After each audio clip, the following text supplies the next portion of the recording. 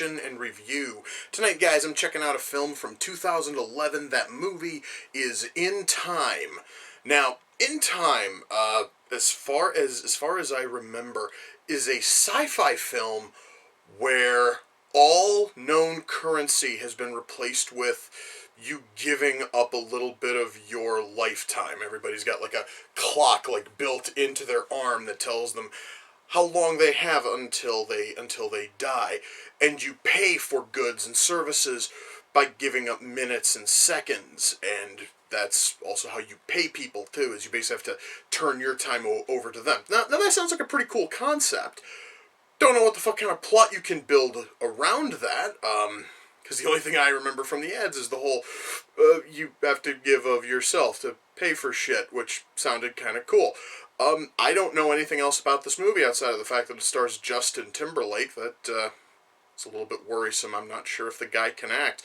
I don't know about this movie, guys. I really don't. I have no idea if this thing is going to be good in the slightest, and the only way I'm going to find out is if I shut up and I push play, and I'm going to do that right now. So, without further ado, it's time to kick back, relax, and check out In Time.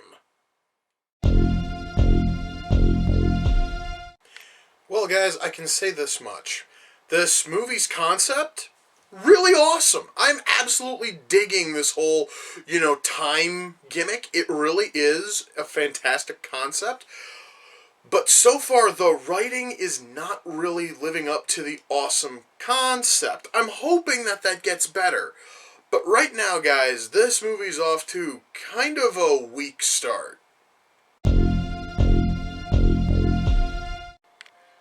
I totally understand, guys, that this is a stupid question to ask, but I've noticed that the clock on everybody's hand is always permanently glowing until they die, naturally. But what exactly is supposed to be making those clocks glow? I understand that has nothing to do with the story itself or anything which is going on, but, this is a clock that's, built directly into your fucking skin and it's able to glow through. Is it some kind of, a radioactive thing? If so, why the fuck hasn't everybody died of cancer by this point? I totally understand, guys, again, it's a real trivial, real stupid thing, but god damn it, it's just kind of bugging me a little bit. Well, guys, the movie's finally got some semblance of an actual plot going. Only took them about 45 minutes to get there, which is a little bit lengthy. Still not entirely certain why all of this is going on. I mean, it makes a little bit of sense, not too much, but just barely fucking enough, I guess, to be passable. But you know what? Just the simple fact that we actually have a conflict, finally, makes me happy, because now it gives me a reason to continue watching this. Are they really going to pose as cops in order to jack somebody else's car? Holy shit, that is exactly what they are going to fucking do. That's awesome, dude! And it actually is probably one of the more interesting things which has happened in this movie. That really is fucking cool. I find it almost sad, guys. We have here a story which ultimately is a really fascinating, futuristic sci-fi version of Robin Hood. It should, by all rights, be awesome. Why aren't they doing anything interesting with it? We have these, glimmers of awesome, and then it sort of fades into nothing. And it's really taking a really interesting movie and making it a little bit difficult to fucking watch. Honest to God, guys, I'm actually a little bit disappointed in this.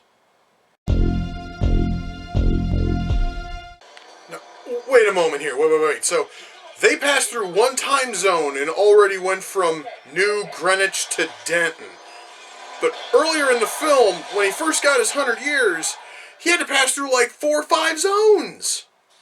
The fuck happened? Did all those other zones just fucking vanish? Or was there a shortcut that he sort of learned about between that point and now? I'm actually a little bit baffled by that, guys.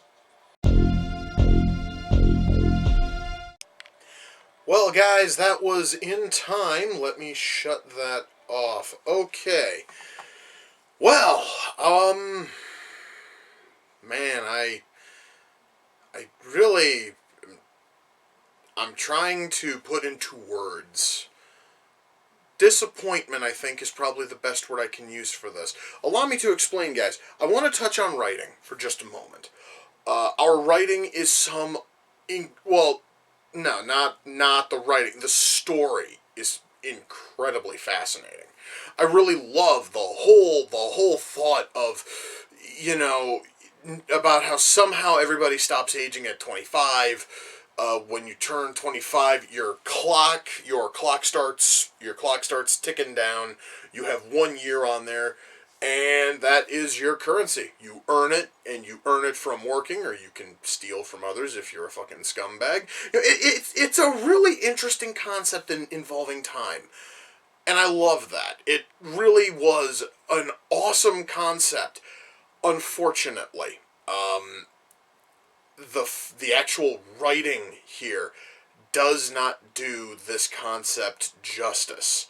Now, I will also say I really like how about halfway through the film, about like 40 minutes in or so, they decided out of the fucking blue that this was going to become a Robin Hood story. It was going to essentially be a sci-fi modern take on Robin Hood. I loved that too, because out of all of the great stories out there, Robin Hood is one that really doesn't get retold enough. So we have a really cool concept, and we're basically dumping a Robin Hood style story on top of it, which is a story that works perfectly because Robin Hood was a story about somebody who was robbing from the rich and giving to the poor.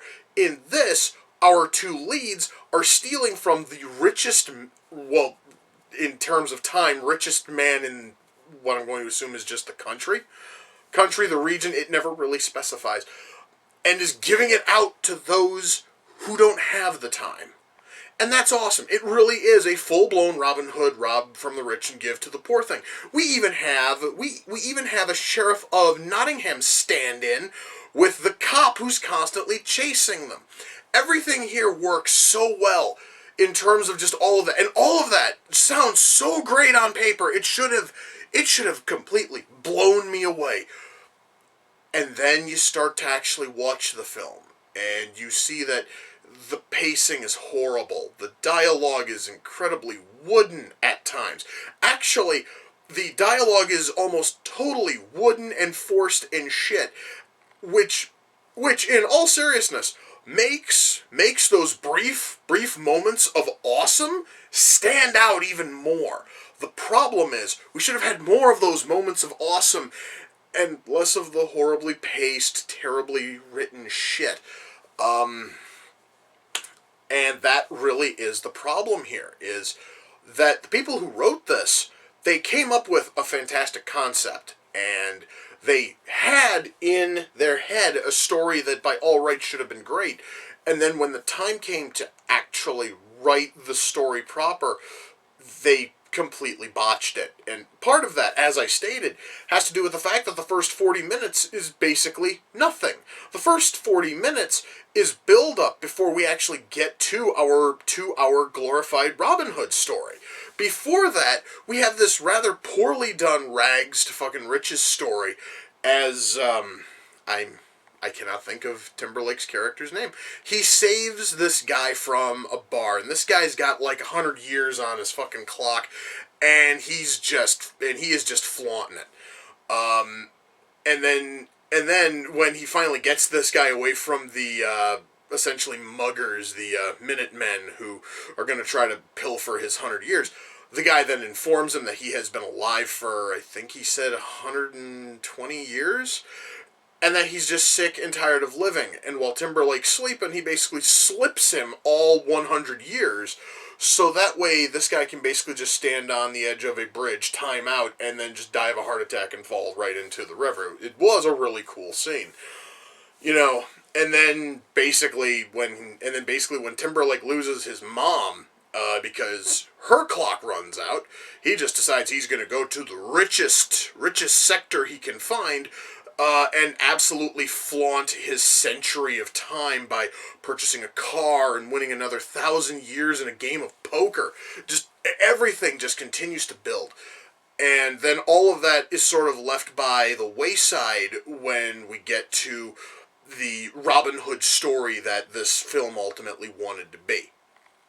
So, and that first 40 minutes could probably have been a film unto itself, essentially showing, essentially doing almost like a Scarface sort of thing of somebody who came up, who basically came up from nothing, became filthy rich, and then essentially gets fucked over by their own greed, avarice, and fucking stupidity. We could have had that kind of story, and that would have been awesome. The problem is, guys, you do not start out with Scarface and end with fucking Robin Hood. That doesn't really, and it's such a jarring shift in the kind of story there. And it really does feel like the first half of the movie is then kind of a waste, because then we don't focus on a touch of that outside of like one, maybe two characters who were introduced in that opening half, who were other people in the fucking ghetto who, actually have a connection to our main character.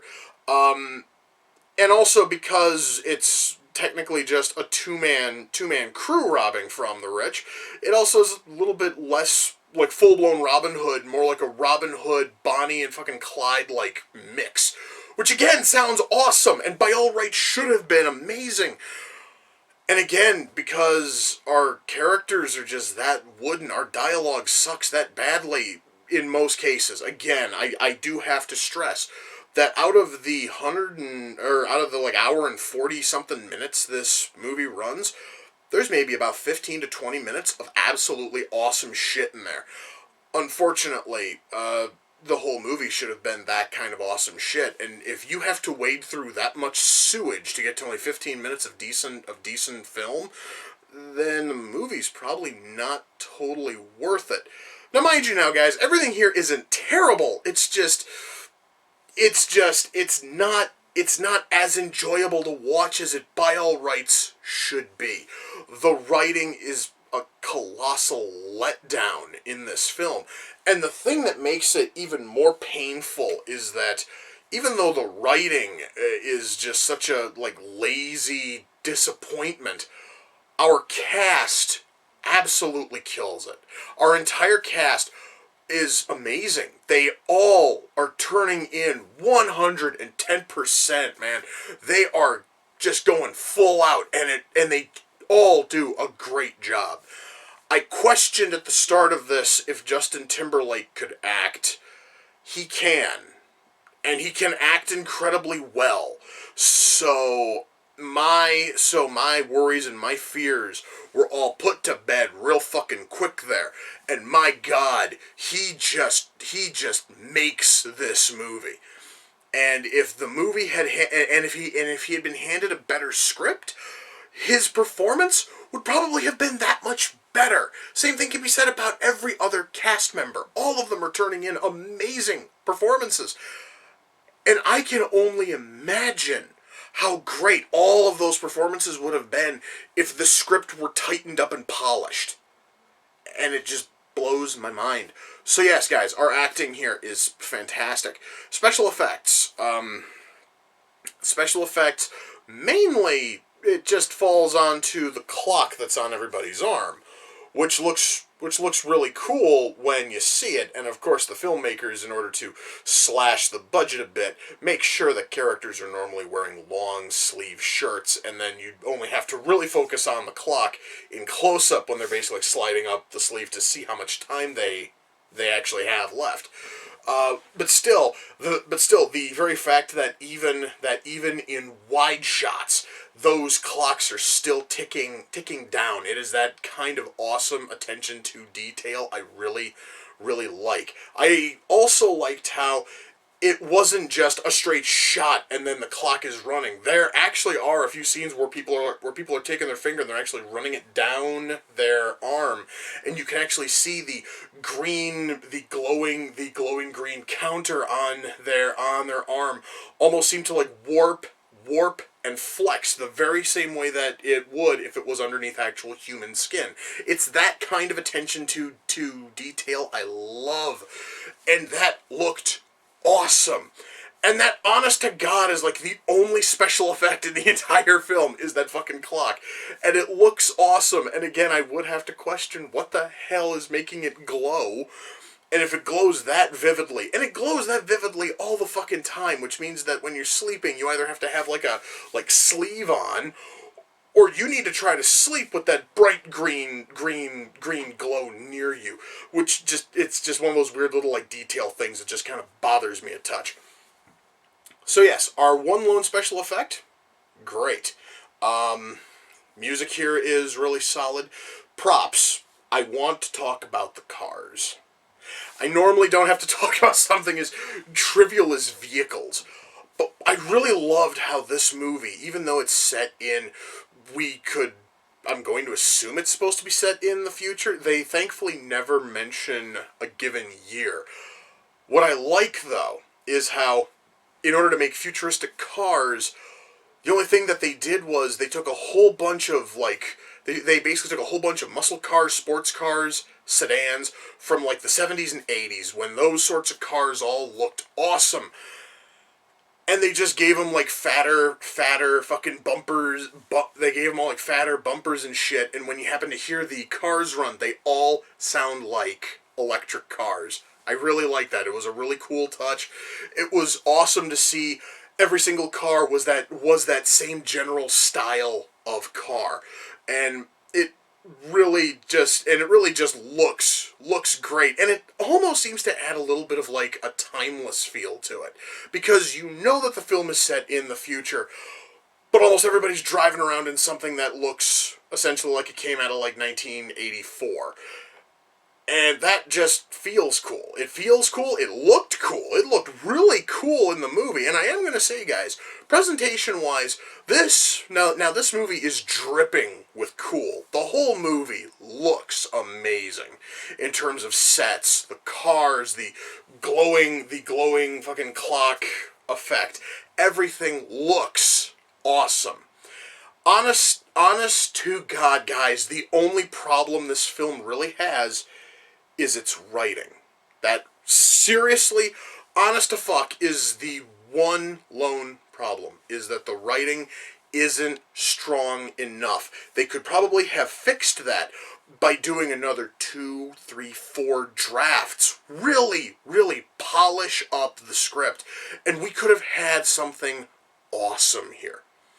Instead, what we have is a movie that is fun to watch, but it's something you're probably only going to watch once. Where the hell? Oh, I don't know why this was sitting way over there. So, guys, when all is said and done, am I able to recommend In Time? To watch it, yes. By all fucking means. If you guys see this thing on TV, check it out. If you guys see it on, Netflix, by all means, watch it. If you still have places which will let you rent movies, rent it. I can totally recommend you guys at least check it out once. The movie is incredibly interesting, and it has a very cool, concept. However, I don't think I could ever recommend a purchase. Unless you're able to look past the pacing issues and the dialogue problems that I found. And if you can just get lost in, and if you can get totally lost in the world of this film, then by all means pick it up. You can probably pick it up incredibly cheap. I think I bought this one on Amazon for $4. So yeah, if you really think that you are going to like it, then certainly buy it. I have to stress, though, renting it is probably your best bet first. It doesn't matter. Once more, if you watch it on Netflix, or if you rent it from a Family Video or any other local video store, all 3 of them that are left in the country, if you can find it to rent, if you can find it on Netflix, if it happens to run on FX or something, give it a watch. The movie is absolutely worth checking out once. The only thing I cannot totally recommend is a purchase. And again, that's all going to boil down to, if you really liked it the first time that you watched it, then naturally you're going to go and buy it. Honestly, guys, I am going to say this. I went into this thing expecting the worst. I have heard nothing but terrible things about this movie. I honest to God thought I was in for an hour and 40 minutes of painful horse shit, and instead I wind up being a little bit disappointed because the concept and the story and everything here should have been better. It should have been absolutely groundbreakingly amazing, and it is a little bit of a letdown, and that is the part that really sucks. Is as I started watching the movie, guys, I really wanted to like it more. And I just kept finding more and more problems that stopped it from being a fun film to fully sit through for me. And that really, really sucks. Jesus Christ. Well, at least now I know that if I see Justin Timberlake on a cast list, there's a good chance that his performance is going to be halfway decent if this is anything to fucking go by. So yeah, once more, rent it or check it out on Netflix, or if it's on TV, give it a watch. Purchase, probably not. Well, I'm gonna need to find something a little bit better. I kind of sort of want to get myself out of this little bit of a funk I'm in, because again, I really wanted this thing to be fucking good. Let me just browse my Blu-ray collection for just a sec. What? Creepshow. Shit, yeah, I'm gonna go watch Creepshow. That is sounding really fucking awesome right now. So, I'm gonna go and watch that, and with that, my friends, we come to the close of another reaction and review. Until next time, ladies and gentlemen, take care, and I will see you all in the near future. Peace.